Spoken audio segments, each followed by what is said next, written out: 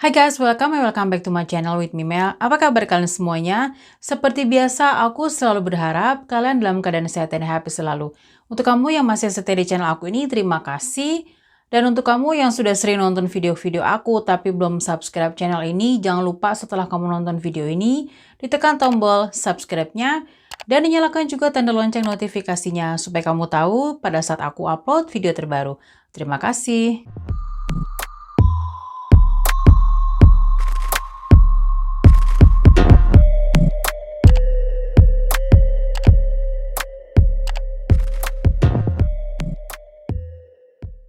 Shafilia Iftikhar Ahmed lahir pada tanggal 14 Juli 1986 di Bradford, West Yorkshire. Shafilia putri dari Iftikhar Ahmed dan Farzana Ahmed. Mereka merupakan imigran dari Pakistan, tepatnya berasal dari desa Utham di distrik Gujarat, Pakistan. Aku mau cerita sedikit mengenai latar belakang kedua orang tuanya, Shafilia. Pada tahun 80-an, ayahnya Shafilia, aku panggilnya Shafi aja ya. Jadi pada tahun 80-an, ayahnya Shafi ini pernah berkunjung ke Copenhagen dan dia bertemu dengan seorang wanita Denmark. Mereka saling jatuh cinta, menikah, dan memiliki anak laki-laki. Tetapi keluarga besarnya Ahmed tidak suka dan mereka menentang pernikahan itu. 4 tahun kemudian, Ahmed kembali ke Pakistan untuk mengunjungi ibunya yang sedang sakit. Ibunya berkeinginan untuk menjodohkan Ahmed kepada sepupunya, yaitu Farzana. Kalau Farzana menolak, Farzana ini akan diusir dari komunitas dia tinggal. Dengan rasa takut dan terpaksa, dia pun mau menikah dengan Ahmed. Jadi keluarga besarnya Ahmed ini merupakan keluarga yang terpandang di komunitas tempat tinggalnya. Setelah menikah, Ahmed kembali ke Inggris seorang diri. Dan Ahmed meminta kepada istri dan anaknya yang tinggal di Denmark untuk pindah ke Inggris. Jadi bisa tinggal bersama-sama dengan Ahmed. Setelah itu, Farzana yang sedang hamil datang ke Inggris juga. Dan mereka pun tinggal bersama dengan istri Ahmed lainnya.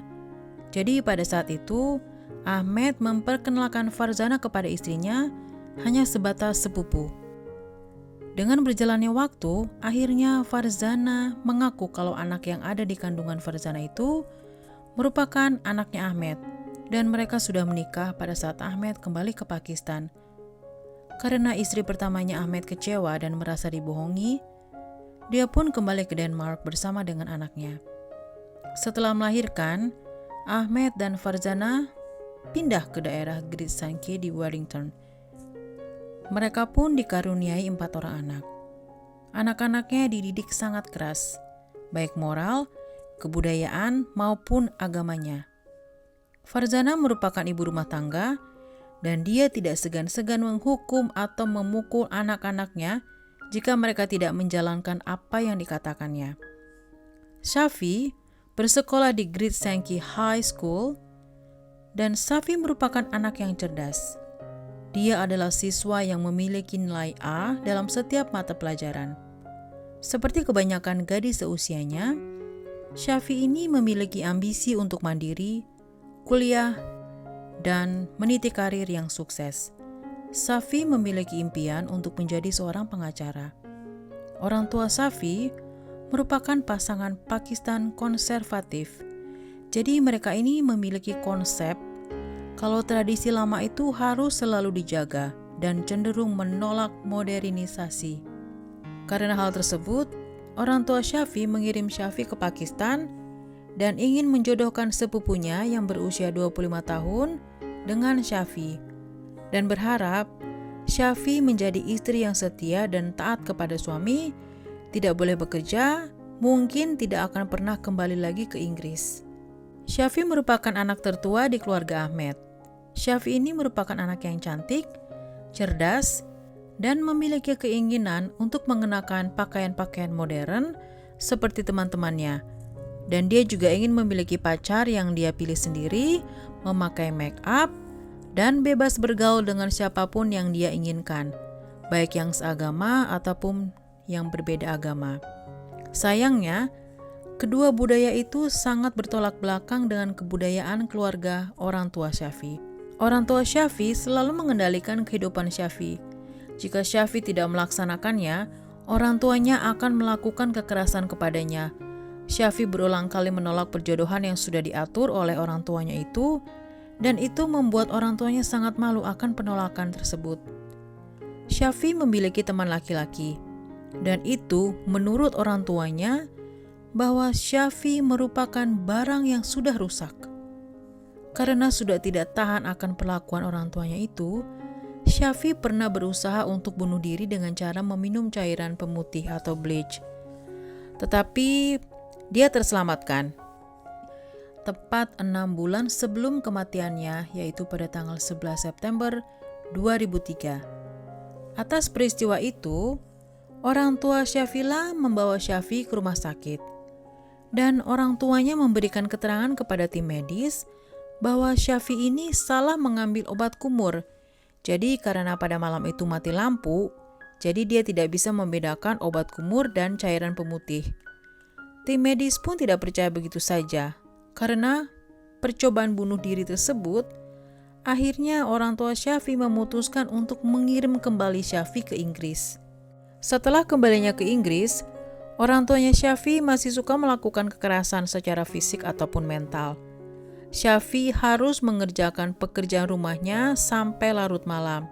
Setelah itu, barulah dia boleh mengerjakan PR dari sekolah.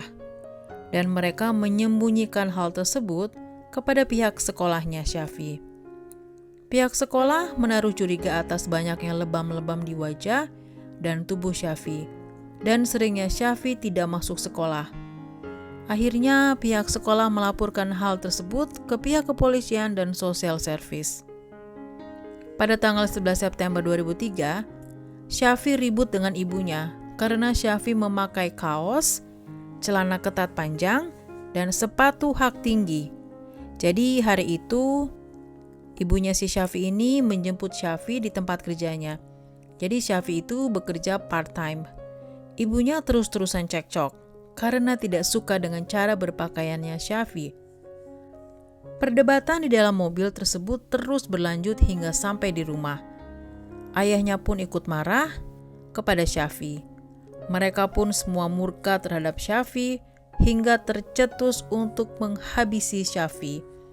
Mereka pun langsung menghabisi Syafi di depan adik-adiknya dengan cara menyumpal mulutnya dengan plastik sampai dia tidak bisa bernafas. Keesokan harinya, tepat pada tanggal 12 September 2003, Syafi tidak masuk sekolah. Demikian pula dia tidak tampak di tempat kerjanya. Sampai 1 minggu tidak ada yang mendengar kabar Syafi, baik dari teman kerjanya, sekolah, atau gurunya. Tidak ada seorang pun yang tahu keberadaan Syafi. Mereka pun mulai khawatir. Dan guru Syafi menghubungi pihak kepolisian. Polisi langsung menghubungi orang tua Syafi, mewawancarai setiap anggota keluarga. Mereka beranggapan mungkin Syafi lari dari rumah dan nanti akan kembali karena Syafi pernah melakukan hal tersebut. Polisi juga mewawancarai teman-teman sekolahnya Syafi dan teman-teman kerjanya. Siapa tahu Syafi pernah kasih tahu rencananya untuk kabur, tetapi tidak ada satupun yang mengetahui keberadaannya. Adik-adiknya Syafi meskipun mengetahuinya, tetapi mereka bilang kalau tidak tahu-menahu. Pada saat itu polisi beranggapan kedua orang tua Syafi ini sangat tenang-tenang saja. Sepertinya tidak khawatir kalau anaknya itu sudah hilang. Polisi terus mencari cara supaya bisa mendapatkan informasi tentang keberadaan Syafi. Akhirnya, polisi diam-diam menyimpan alat penyadap di dalam rumahnya mereka dan di dalam kendaraan orang tuanya Syafi, supaya mereka bisa mendengar percakapan orang tuanya Syafi. Hingga polisi mendengarkan percakapan orang tua Syafi yang sangat khawatir kalau polisi akan mendapatkan bukti-bukti yang mereka simpan di dalam mobil. Dan mereka juga memperingati ke anak-anak lainnya untuk tidak memberitahukan apa yang sudah terjadi. Jadi mereka disuruh tutup mulut, tidak boleh memberitahukan kepada siapapun baik kepada teman-teman di sekolah dan guru-gurunya. Karena informasi yang didengar secara langsung oleh polisi dari alat penyadap, polisi pun langsung menahan kedua orang tua Shafie atas dugaan penculikan Shafie. Polisi juga menaruh curiga karena semua foto keluarga yang ada Shafie-nya sudah tidak ada lagi. Tapi mereka terus mengelak atas keterlibatan menghilangnya Shafie. Kecurigaan lainnya, pada saat diwawancarai kedua orang tua Shafie selalu menyebut Shafie bukannya dengan sebutan Shafie, melainkan dengan sebutan "oh anak itu" atau "oh cewek itu". Jadi tidak pernah menyebutkan nama anak mereka, Shafie. Pada bulan Februari 2004, 5 bulan setelah menghilangnya Shafie, ditemukan mayat seorang wanita di Sungai Kent, tepatnya di barat laut Inggris. Kondisinya sudah sangat sulit diidentifikasi. Namun dengan ditemukannya gigi, polisi langsung melakukan investigasi dan menyimpulkan bahwa mayat tersebut adalah Shafie. Tapi pada saat itu, karena bukti-bukti kurang cukup untuk menjerat Ahmed dan istrinya sebagai tersangka, polisi pun akhirnya membebaskan mereka. Hingga pada tahun 2006, kasusnya ditutup, guys. Hingga akhirnya pada tahun 2010, Alicia, merupakan adiknya Shafie, terlibat kasus perampokan rumah orang tuanya sendiri. Pada saat itu, Alicia ditangkap dan Alicia memberikan kesaksian tentang kematian Shafie. Dan Alicia juga bersaksi bagaimana kejamnya orang tua mereka membunuh Shafie. Setelah Shafie dinyatakan tewas, ibunya membantu ayahnya untuk memasukkan mayat Shafie ke dalam plastik sampah.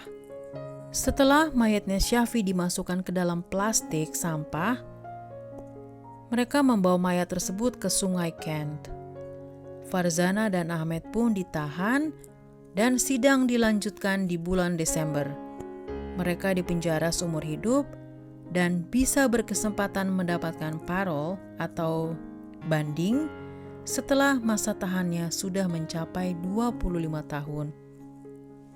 Dan Alisa yang ditangkap oleh polisi atas kasus perampokan karena polisi merasa Alisa membantu dalam memecahkan kasus pembunuhan Shafie, Alisa akhirnya dibebaskan. Oke guys, itulah akhir dari kasusnya Shafie, anak yang malang yang nyawanya hilang di tangan orang tuanya sendiri. Bagaimana menurut kalian? Apakah pantas orang tuanya akan mendapatkan banding setelah masa tahanan mencapai 25 tahun, atau orang tuanya itu memang pantas di dalam tahanan seumur hidup? Dan kalau kamu suka sama cerita ini, kamu boleh like video ini. Dan terima kasih yang masih setia di channel aku ini. Dan untuk kamu yang belum subscribe channel ini, jangan lupa setelah kamu nonton video ini, ditekan tombol subscribe-nya dan dinyalakan juga tanda lonceng notifikasinya supaya kamu tahu pada saat aku upload video terbaru dengan kasus-kasus yang sudah pasti menarik. Terima kasih dan jangan lupa tetap jaga kesehatan dan juga tetap waspada dimanapun kamu berada. Sampai ketemu lagi di video aku selanjutnya.